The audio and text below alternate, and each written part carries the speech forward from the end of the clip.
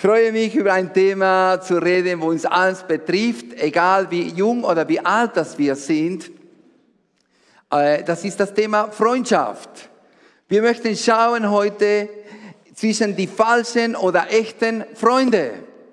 Und ich glaube, wir alle haben mal gemerkt oder zu tun gehabt mit Freunden, die wirklich echt waren oder echt sind und anderen, die falsch waren, die uns enttäuscht haben. Ich erinnere mich vor vielen Jahren, als meine Eltern noch lebten, sie gingen für ein paar Monate nach Argentinien und in ein Haus zu wohnen. Nach ein paar Wochen haben sie mich angerufen und gesagt, ihnen geht es nicht gut. Sie hatten ein paar Schwierigkeiten im Haus, die Waschmaschine war kaputt, ihnen ging es gesundheitlich nicht gut. Da habe ich gebetet und mir kam in den Sinn mein Freund Marcos. Ich kenne ihn seit meiner Kindheit in Argentinien. Wir waren zusammen in Jugendlager und so. Und da habe ich ihm erzählt, wie es meinen Eltern geht. Und er sagte, kein Problem, kümmere dich nicht, ich werde für sie schauen. Ich habe nichts mehr gehört.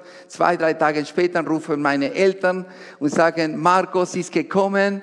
Er hat sich wirklich so gut zu uns geschaut. Er hat wirklich alles erledigt wie ein eigener Sohn. Er hat wirklich geschaut, dass wir wieder gesund sind, wirklich. Und so schön, einen Freund zu haben, auch wenn er weit weg ist, auf den man vertrauen kann. Und du kannst auf ihn zählen. Für mich war nicht nur eine Freude, sondern eine Wohltat zu sehen, so einen echten Freund. Und ich glaube, Gott möchte, dass du auch so einen Freund hast, dass du solche Freunde für dich haben kannst. Jesus, sagt uns die Bibel, hatte auch viele Freunde. Er wurde kritisiert von den Pharisäern, weil die Leute sagten, er ist ein Freund von den Sündner und von den Zöllner. Er ging zu den randständigen Prostituierten und er hat seine Liebe, seine Wertschätzung, Annahme gezeigt. Sprüche 17,17 heißt, ein Freund liebt zu jeder Zeit und ein Bruder wird für die Not geboren.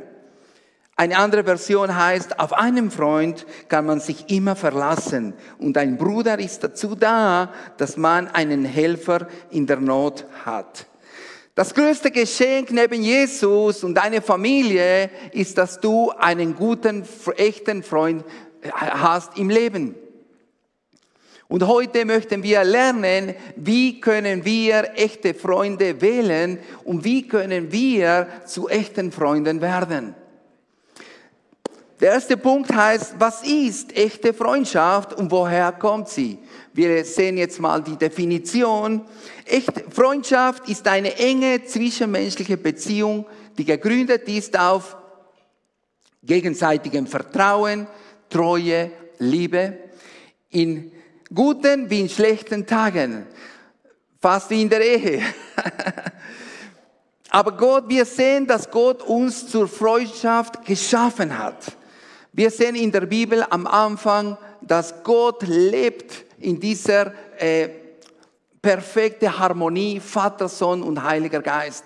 Und aus dieser Gemeinschaft erschuf Gott den Menschen. Und nachdem Gott Adam schuf, sagte er, es ist nicht gut, dass der Mensch allein sei. Wir können uns vorstellen, Adam hatte diese perfekte Beziehung zu Gott am Morgen im Garten Eden, am Abend und so weiter. Und trotzdem, Gott sagt, es ist nicht gut, dass Adam allein ist. Er braucht jemanden. Nicht nur eine Frau, sondern auch einen Freund. Dann sehen wir, dass Gott dieses Bedürfnis tief in unseren Herzen gelegt hat. Es ist etwas göttlich, was Gott in uns gelegt hat, dass du Freunde hast, mit denen du deine Frust, deine Freude, deine Ängste, deine Zweifel teilen kannst. Einen Freund, mit dem du beten kannst. Freundschaft ist im Wesen Gottes selbst verankert. Freundschaft ist nicht nur menschlich, sondern es ist auch göttlich. Es ist auch heilig. Und wir sehen im Alten Testament, dass die Bibel sagt, dass Abraham wurde ein Freund Gottes genannt. So wie auch Mose sprach von Angesicht zu Angesicht mit Gott, wie ein Freund mit seinem Freund. Wow, was für eine Beziehung sehen wir da. Dass Gott sehnt sich, hat sich immer gesehnt, sein Herz mit den Menschen zu teilen. Dass wir in dieser ewigen, engen, tiefen Beziehung wachsen können. Deswegen, es ist legitim, es ist der Wille Gottes, dass du und ich uns sehnen nach einer tiefen Beziehung hier auf Erden mit unseren Geschwistern, mit einem echten Freund. Timothy Keller sagt, Sehnsucht nach tiefen geistlichen Freundschaften ist kein Mangel, sondern ein Zeichen geistlicher Reife und Gesundheit. Sie zeigt, dass wir so geschaffen sind, Gemeinschaft zu leben, ganz wie Gott in der Dreieinigkeit lebt. Amen. Wie viele von euch wünschen sich einen Freund? Amen. Oder wie viele haben einen echten Freund? Genau. Und ich denke für die anderen, Gott hat Personen an deiner Seite, die er einfach helfen möchte, dass du wirklich eine echte Freundschaft aufbauen kannst. Wir alle brauchen das. Der zweite Punkt, wir möchten unterscheiden zwischen guten und falschen Freunden. Wir möchten schauen, was für einen Einfluss das falsche und gute Freunde auf unser Leben haben. Ich möchte bitten jetzt Charlene und Micha nach vorne zu kommen und sie werden darstellen. Micha wird jetzt der falsche Freund darstellen, zu meiner rechten Seite und Charlene auf der linken.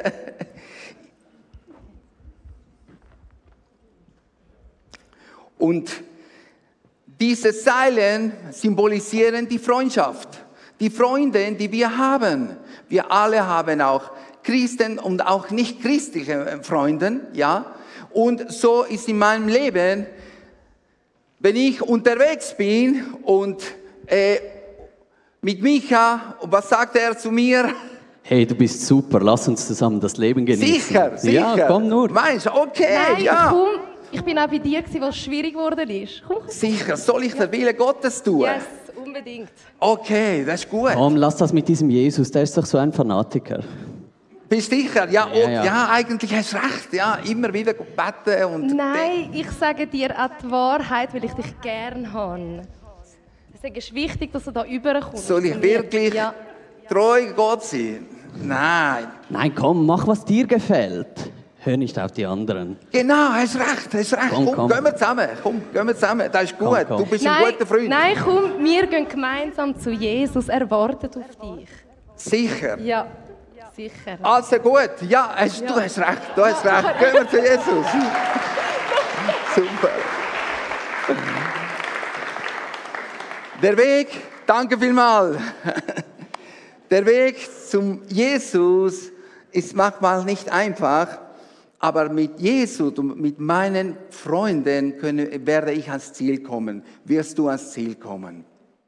Amen. Wir möchten ein paar Bibelverse anschauen, die uns einfach zeigen, den Unterschied zwischen falschen und echten Freunden. Sprüche 19, 4-6. Reichtum macht viele Freunde. Der Arme wird von seinem Freund verlassen. Viele schmeicheln dem Vornehmen und wer Geschenke verteilt, hat jeden zum Freund. Solange, dass man Geld hat, man bekannt ist, großzügig ist, an Geschenken zu machen, sind viele Freunde da. Und es gibt viele falsche Freunde, die eigentlich ihren Vorteil suchen. Und wir merken oft das nicht. Mir ist das passiert, als ich Teenager war in Argentinien. Als ich Teenager war, ging ich gern reiten mit dem Pferd auf dem Land von meinem Vater, galoppieren. Und eines Tages, mein Vater hat mir einen mexikanischen Sattel geschenkt.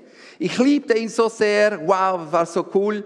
Und Jahre später, als ich in der Technikerschule war, habe ich ihn nicht mehr gebraucht und sagte ich, okay, ich möchte ihn verkaufen.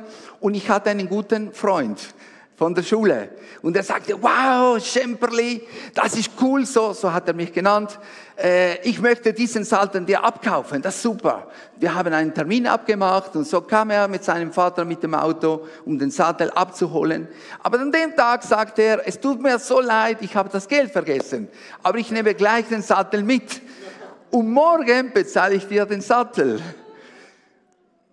Der morgige Tag ist angekommen und er sagt, oh, es tut mir so leid, aber ich verspreche dir wirklich, morgen bringe ich dir das Geld. Bei Gott verspreche ich dir, okay?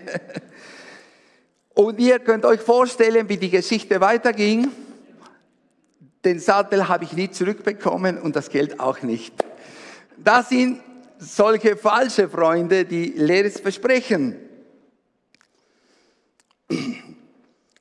Dagegen echte Freunde bleiben treu, auch in der Not. Wir haben vorhin das gelesen, aber ich möchte diesen Vers nochmal lesen, das ist so stark. Ein Freund liebt zu jeder Zeit und ein Bruder wird für die Not geboren.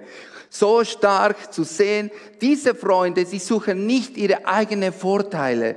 Sie sind wirklich selbstlos, auch wenn es schwierig wird, wie ich am Anfang erzählt habe von meinem Freund Markus, die wollen wirklich jemandem helfen. Sie sind nicht an Bedingungen geknüpft. Letztes Jahr hatten wir Besuch aus dem Ausland von einem Ehepaar, Pastoren, und sie waren bei uns zu Hause und wir wollten für ein paar Tage in den Süden, hier in der Schweiz gehen. Und wir waren voll im Gespräch, wir sind losgefahren und plötzlich merkte, dass ich den Tank meines Autos füllen müsste. Und er war voll im Gespräch, ich bin ausgestiegen, er ist auch ausgestiegen und hat weitergesprochen.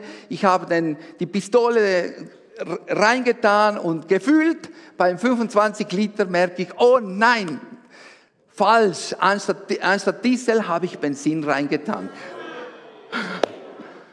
Das Auto voll beladen, was mache ich jetzt? Okay, die Reise ist aus, habe ich gebetet, Herr, was soll ich machen? Die sagten, kein Zentimeter das Auto bewegen, du musst einfach den Schlepper abholen und so weiter. Und dann kam mir in den Sinn, ich soll Oscar Duran anrufen. Er ist Leiter, langjähriger Leiter bei uns bei den Latinos. Da habe ich ihn angerufen. 10 Minuten später war er da an der Tankstelle mit seinem Auto. Und er sagte, du kannst mein Auto haben, du kannst alles umladen. Wichtig ist, dass ihr diese Reise macht und ich werde schauen, dass alles da versorgt wird. Wow, wie ein Engel, so ein guter Freund. Und das tut so gut, Menschen an deiner Seite zu haben, wo du immer wieder zählen kannst. Freunde, die nicht ihren eigenen Vorteil suchen, sondern wirklich dir helfen möchten.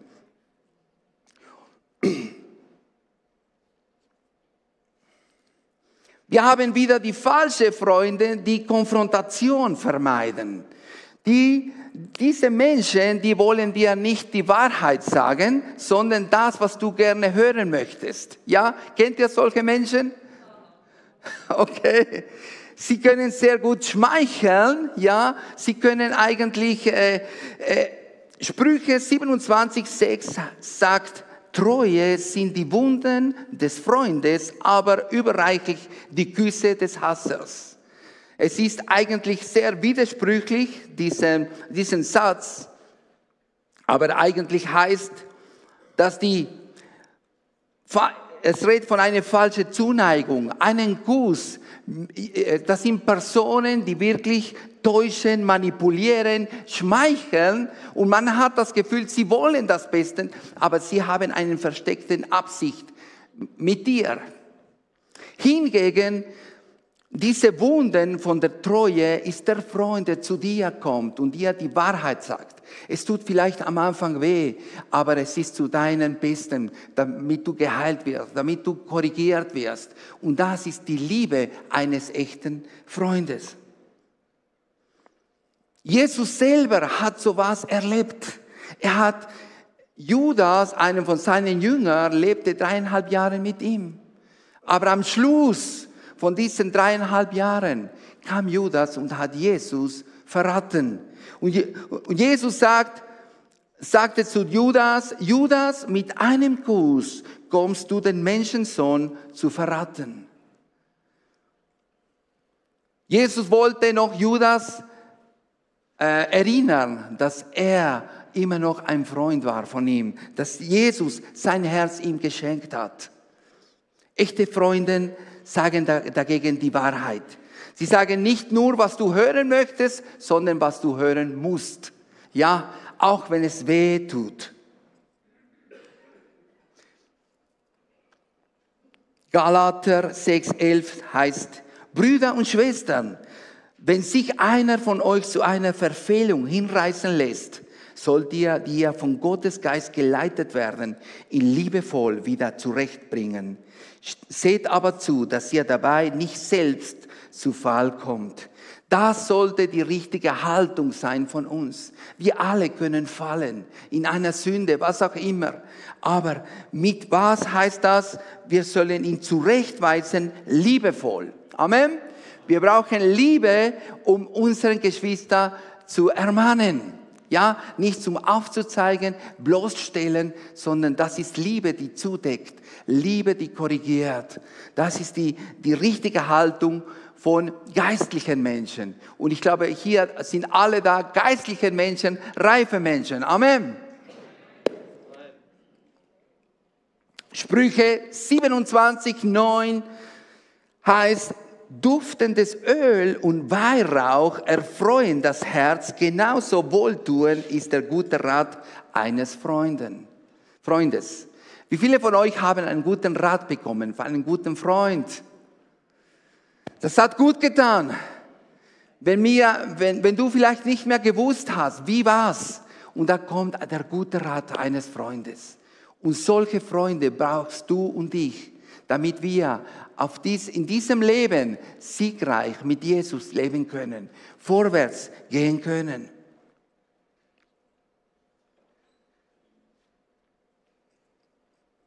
Möchtest du wissen, wo du in 10 Jahren sein wirst? Dann schau, was für Freunde dich umgeben. Welche Freunde sind um dich herum? Denn sie werden dich beeinflussen. Sie werden dich entweder bremsen oder stoßen, vorwärts zu gehen. Darum ist es so wichtig, dass wir die guten Freunde um uns herum haben. Denn diese Freunde, die werden dich manchmal stoßen, ziehen, hier wie vorhin Charlie mich gezogen hat, oder in die andere Richtung, der falsche Freund. Diese Freunde werden das Potenzial dir aufzeigen, die du vielleicht nicht siehst. Diese Freunde werden vielleicht deine blinden Flecken zeigen, die du nicht siehst. Für das brauchen wir gute, echte Freunde. Aber diese Freunde werden dich auch verteidigen. Wenn jemand anfängt, dich zu kritisieren, sie werden für dich da sein. Diese Freunde werden dich unterstützen, dich lieben, dich ermutigen. Solche Freunde sind da, und ich glaube, Gott möchte, dass jeder von uns so einen Freund wird. Amen. Ich bin so dankbar für meine Frau, Andrea, die mich immer wieder korrigiert, mich wieder bremst, ermahnt, die Wahrheit sagt, auch wenn es mir wehtut. Und sage, okay, danke Schatz, aber ohne sie wäre ich hier heute nicht hier. Ja. Und ich denke, liebe Männer, ihr könnt auch auf den Rat eurer Frauen hören. Amen. Und liebe Frauen, ihr könnt auf den Rat eurer Männer hören. Amen.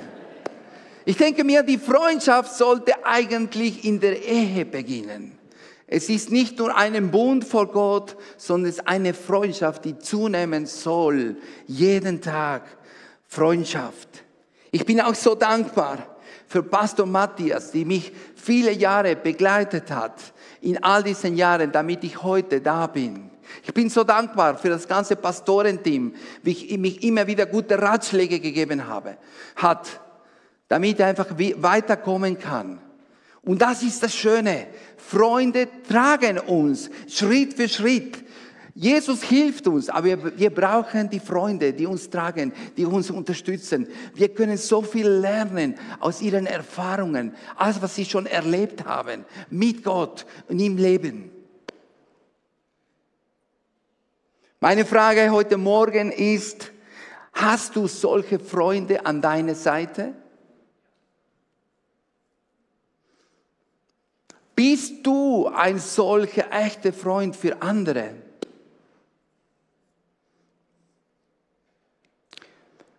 Falsche Freunde können uns von Gottes Wegen entfernen. Sie schwächen unseren Glauben. Sprüche 22, 24, 25 heißt, lass dich nicht mit einem Jähzornigen ein, halte dich von einem Hitzkopf fern, sonst wirst du am Ende genauso wie er und bringst dich selbst zu Fall. Sei vorsichtig, mit wem du Zeit verbringst. Es gibt viele, es ist gut, nicht christliche Freunde zu haben. Aber ich habe auch viel gehört. Es ist mein alter Freund aus der Schule. Es ist mein alter Freund und er ist dann halt so, er ist sympathisch. Ja, ist okay. Aber manchmal diese Freunde, sie wollen sich nicht verändern. Sie bleiben da. Und anstatt dass du sie beeinflusst, du wirst von ihnen beeinflusst. Und ohne zu merken, du gehst immer weiter weg. Immer weiter weg. Deine Worte, dein Denken, dein Handeln, dein Glaube wird geschwächt und deine Worte werden dann anders. Ein Jähzorniger, jemand, der eigentlich aus den Emotionen lebt, der schnell ausrastet, der schnell schlechte Wörter sagt und. Das beeinflusst uns auch. Prüfe, wer prägt dein Verhalten? Ziehen mich meine Beziehung näher zu Gott? Oder entfernen mich von Jesus. Echte Freunde formen deinen Charakter. Sprüche 27,17 heißt, wie man Eisen durch Eisen schleift, so schleift ein Mensch den Charakter eines anderen. Wir brauchen alle solche Freunde. Diese Freunde sind ein Werkzeug Gottes zu unserer Charakterformung. Reibung ist notwendig, damit einfach der Charakter geformt wird. Amen. Es ist unangenehm oft, aber wir brauchen das. In dieser Beziehung werden wir geschliffen, unser Wesen, Denken, Handeln wird geformt. Und Charakter entsteht nicht in der Isolation. Wenn du keine Freunde hast, erwarte nicht, dass dein Charakter verändert wird. Nur in der Freundschaft mit echten Freunden wird Charakter. Es gibt viele Menschen, die sagen, nur ich und Jesus. Kennt ihr solche Menschen? Nein, du brauchst auch Freunde an deiner Seite. Echte Freunde ziehen dich näher zu Jesus. Mir kam einfach die Geschichte von diesen 4 Männern, die diesen Gelähmten zu Jesus gebracht haben. Das Haus ist voll. Sie kommen mit seinem Freund gelähmt zu Jesus, weil sie wussten, Jesus kann ihren Freund heilen.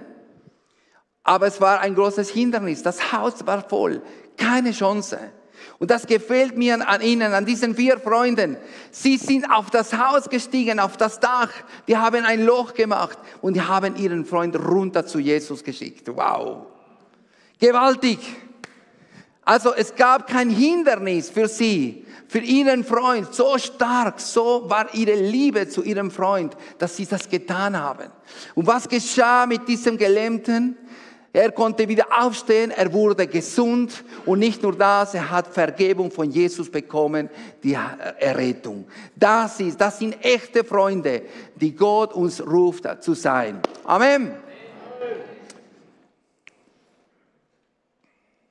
Echte Freunde geben nicht so schnell auf. Sie finden immer neue Wege. Sie beten für dich, wenn du in Schwierigkeiten bist, wenn du schwach bist. Aber unser größter Freund, von dem wir lernen können, Das ist Jesus. Lerne ein Freund zu sein, so wie Jesus. Jesus ist das größte Vorbild, das wir haben können. Wenn du ein echter Freund werden möchtest, solltest du lieben wie Jesus. Jesus hatte sehr viele Freunde. Die 12 Jünger, die nachher zu seinen Freunden wurden. 3 von ihnen waren seinen Engen, Petrus, Jakobus und Johannes. Aber wir sehen auch, dass Jesus 3 weitere Freunde hatte, Lazarus, Martha und Maria. Wo er sich zurückzog in Bethanien und er einfach diese Zeit, er liebte Gemeinschaft zu haben mit seinen Freunden. Wir sehen, dass Jesus ist diese Essenz der Freundschaft. Aber diese Freundschaft hat eine Grundlage. Und diese Grundlage ist Liebe, Treue und Vertrauen. Ja, diese 3 Elemente. Jesus sagt hier in Johannes 15:13, liebt einander, wie ich euch geliebt habe, das ist mein Gebot. Niemand liebt seine Freunde mehr als der sein Leben für sie hergibt. Das Fundament ist Liebe. Liebe, nicht nur Gott lieben, sondern auch deinen Bruder, deinen Nächsten. Und manchmal ist es wirklich nicht einfach, den Bruder zu lieben. Amen. Aber das ist nicht eine Option, sondern ein Befehl. Das ist eine Voraussetzung. Wir sollen lieben, nicht mit unserer Liebe, sondern mit göttlicher Liebe. Agape, diese reine Liebe. Und Jesus geht weiter, niemand liebt seine Freunde mehr als der sein Leben für sie hergibt. Das ist der größte Lebensbeweis, wenn jemand sein Leben für jemand anders gibt. Er hat gesagt, Jesus in anderen Worten sagt, es gibt niemand, der mehr euch liebt als ich. Deswegen werde ich mein Leben für euch geben. Aber dafür müsst ihr euch untereinander lieben, mit der gleichen Liebe, die ich euch liebe. Liebe zeigt sich nicht nur durch ein Gefühl, sondern durch Taten. Jesus verbrachte viel Zeit mit seinen Jüngern, mit den Menschen. Und er schenkte seine Zeit, er trägte ihre Schwächen, er liebte sie, er betet sie für sich. Auch wenn sie ihn allein ließen, im Stich ließen, er liebte sie trotzdem. Er bleibt treu, sagt Timotheus, auch wenn wir untreu sind. Wir haben gesungen, deine Güte, deine Treue, auch wenn wir immer wieder treu. Er ist der treue Freund, Jesus, der an deiner Seite steht. Und Jesus hat uns wie ein guter Freund, teilt das Beste, was er hat. Wenn wir einen Geburtstag haben, wir laden unsere Freunde ein, die besten Freunde, und wir feiern zusammen. Ja, es wäre so traurig, immer allein, vielleicht mit den Kindern Geburtstag zu feiern. Wir laden unsere Freunde oder was auch immer für eine Hochzeit. Und Jesus teilte das Beste, was er hatte. Und was war das? Seine Beziehung zu seinem Vater. Das war das Reichtum vom Himmel. Das, was er alles, diese Essenz, alles, was in ihm lebte, er hat alles gegeben. Er hat nichts, er hat uns alles gegeben. Und wir sehen, er sagt im Vers 14, ihr seid meine Freunde, wenn ihr tut, was ich euch gebiete. Gott erwartet auch, diese Freundschaft ist an Gehorsam geknüpft. Wir sollen das tun, was Jesus von uns verlangt. In Gehorsam. Gehorsam heißt Freundschaft. Gehorsam heißt, Freunde von Jesus zu sein.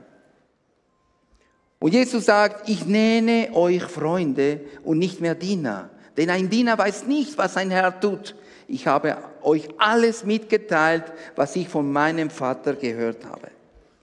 Jesus sagt, ich habe euch alles gegeben. Ich habe nichts enthalten. Das ganze Himmelreich gehört euch. Alles. Ich habe euch meine Pläne, ich habe euch meine Träume, alles, was ich mit euch vorhabe, habe ich euch gegeben. Darum seid ihr meine Freunde. Und da merken wir einfach den Unterschied zwischen Diener und Freunde. Der Diener, der weiß nicht, was der Herr vorhat. Der kennt nicht die Pläne. Aber der Freund, der kennt das Herz seines Freundes. Ja, weil dieser Freund hat ihm alles geoffenbart. Und Jesus hat uns allen, er hat sein Leben für uns gegeben. Er ist ans Kreuz gegangen. Durch ihn haben wir jetzt Beziehung zum Vater, zum Himmelreich. Er hat uns die Errettung gebracht.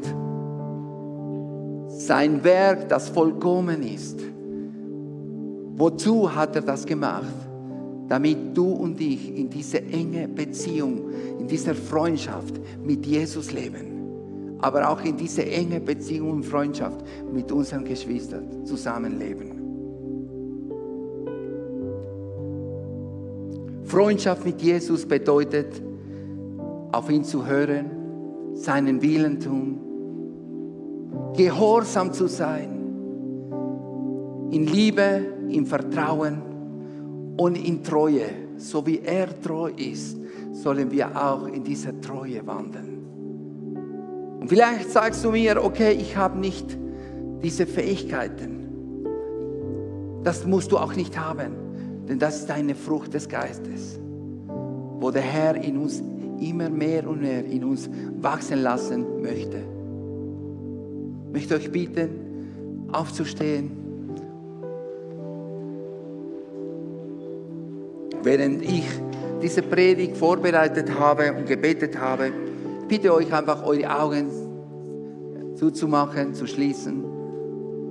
Und wir möchten eine Zeit in der Gegenwart Gottes sein. Während ich gebetet habe, habe ich gespürt, wie Jesus zu mir gesagt hat, es sind Menschen da, die eine gute Freundschaft hatten, aber es sind Dinge geschehen, unangenehme, schlechte Erfahrungen, und diese Freundschaft sind kaputt gegangen, sind auseinandergegangen.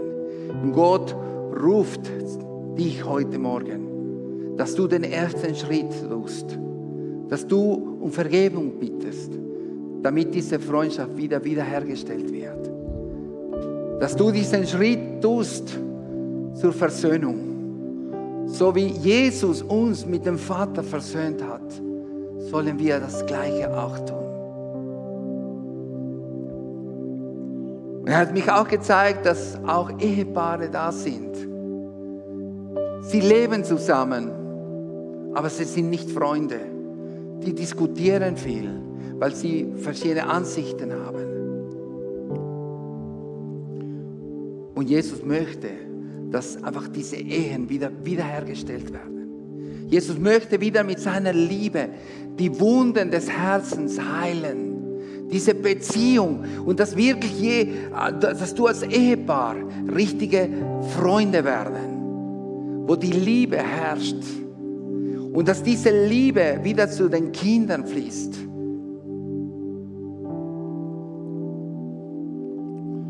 Wir danken dir, Jesus, für dein Wort. Wir danken dir, dass du gekommen bist, uns die wahre Freundschaft zu zeigen, dass du dein Leben für uns gegeben hast. Es gibt nicht größere Liebe als jemand, der sein Leben gibt. Danke, dass du dein Leben geopfert hast für uns, Herr. Danke, dass diese Liebe, Herr Jesus, in unseren Herzen wohnt. Aber wir bitten dich, Herr Jesus, heute Morgen, dass du wirklich Herzen heilst. Beziehungen, die kaputt sind, wiederhergestellt werden, Herr. Vergib uns, Herr, da wo wir einfach unsere Ohren zugetan haben, wo wir einfach gleichgültig waren. Hilf uns, Herr. Hilf uns, Herr Jesus. Und wir möchten wirklich versöhnt werden, Herr, mit dir untereinander, Herr Jesus. Danke, Herr, dass du auch Ehen wiederherstellst. Danke, dass du mit deiner heilenden Kraft kommst, Herr.